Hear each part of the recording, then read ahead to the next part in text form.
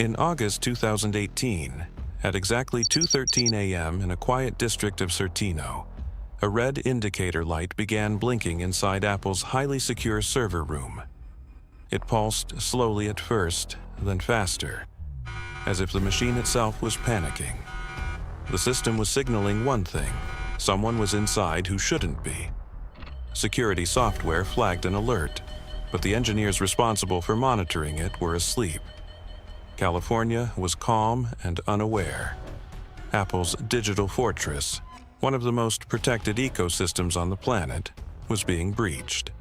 And the intruder wasn't a foreign agency, a seasoned cybercriminal, or a government-funded attacker. The person slipping through Apple's defenses was a 16-year-old kid sitting in a dim bedroom on the other side of the world. In a suburb of Melbourne, a boy in a hoodie sat hunched over a 2015 MacBook Pro. His Wi-Fi router was literally duct-taped to a wooden dresser. The glow of the screen lit his face as he navigated tunnels of code, routing connections through Germany, the Netherlands, then Singapore. On his desk, an iPhone 6 buzzed occasionally, but he ignored it. His attention was locked on one thing: Apple's private code vault. He wasn't downloading photos, emails, or customer data. What he was stealing was something Apple spent billions protecting: the blueprint of its digital soul. His identity would be sealed forever by court order, known publicly only as the Apple hacker. To his neighbors, he looked like any quiet teenager who enjoyed video games and coding late at night. To Apple, he was about to become the most significant internal breach since the iCloud attack years earlier. His tools were nothing extraordinary: one MacBook, an old iPhone, and home Wi-Fi.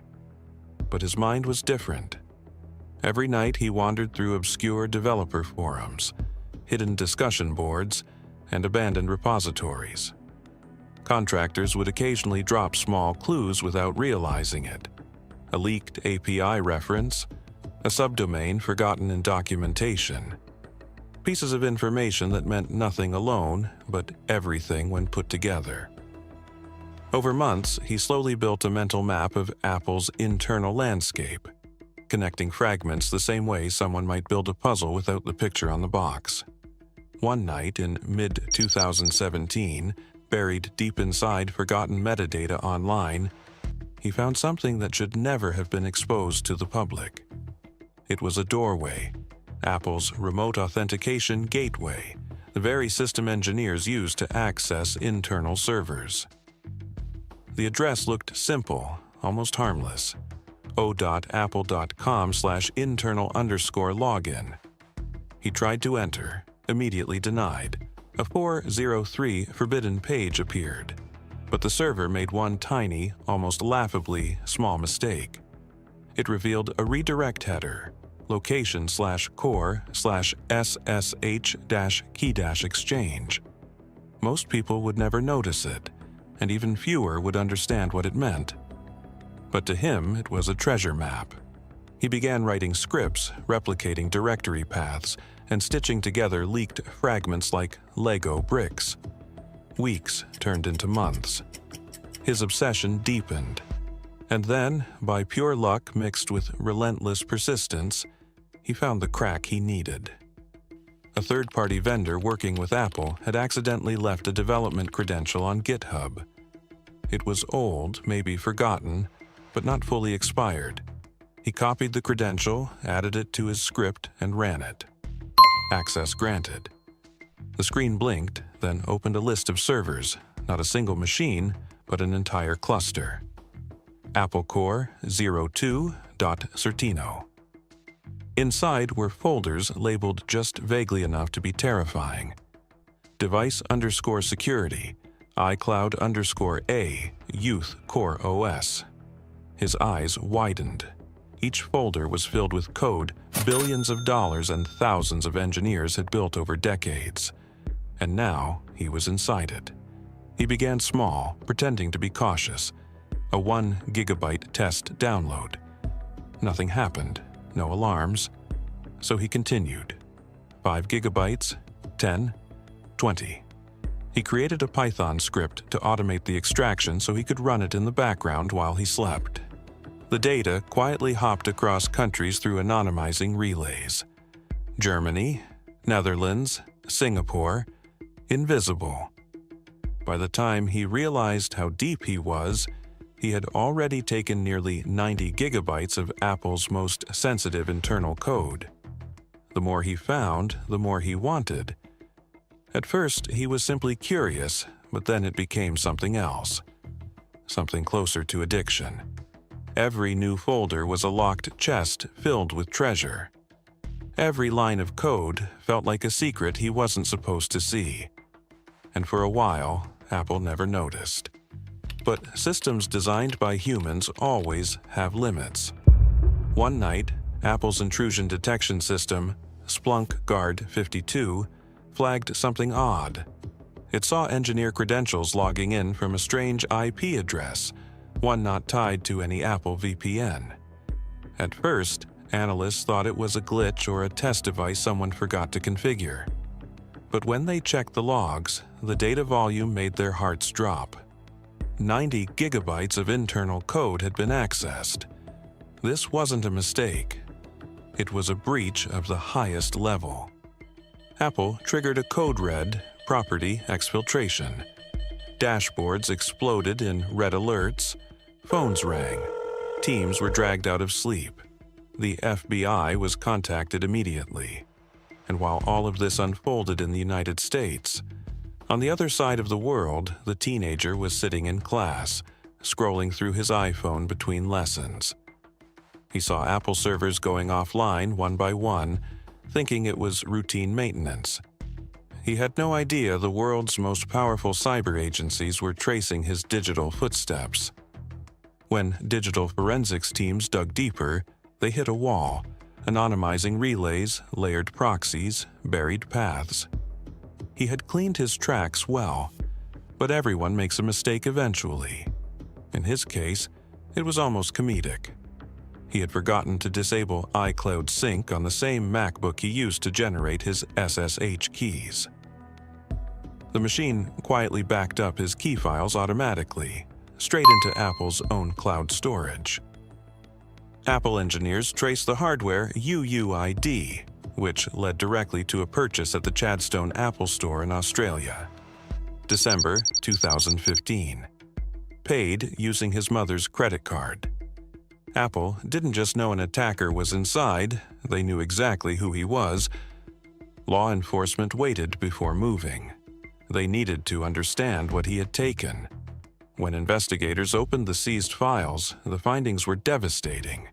Early unreleased versions of iOS, internal security keys, an admin token used by engineers worldwide, and credentials capable of impersonating trusted Apple devices. If those keys were ever leaked or sold, attackers could build malware that looked officially signed by Apple, capable of silently infiltrating millions of iPhones. The threat was so severe that Apple had to rotate credentials across more than 100,000 devices. Engineers worked 18-hour shifts. Millions were spent. And still, the teenager hadn't bragged or leaked anything. The folder on his drive was labeled innocently Apple Vault Backup /for_research. Whether it was research or obsession, only he knew. 2 weeks later, on a quiet morning in Melbourne, a black SUV rolled onto his street. At 6:45 a.m., federal agents stepped out and walked toward his house. When they knocked, he opened the door in confusion. They ordered him to step away from his computer. On his laptop screen, a terminal window was still open, logged into Apple servers. Agents collected 2 laptops, 3 external drives, and 1 iPhone containing nearly 90 gigabytes of stolen Apple data. He didn't resist. Instead, he said something that surprised everyone. "I love Apple. I wanted to work there." Cupertino executives stared at the forensic report with disbelief. A teenager had slipped past systems strong enough to keep out government agencies. The irony was almost painful. In the end, there was no malware, no zero-day exploit, no ransomware. He gained access using valid credentials and mimicked engineer behavior so perfectly, the system believed he belonged there. Apple wasn't hacked by force, it was fooled by imitation. Investigators later found he had named one of his folders hacky_hack_hack,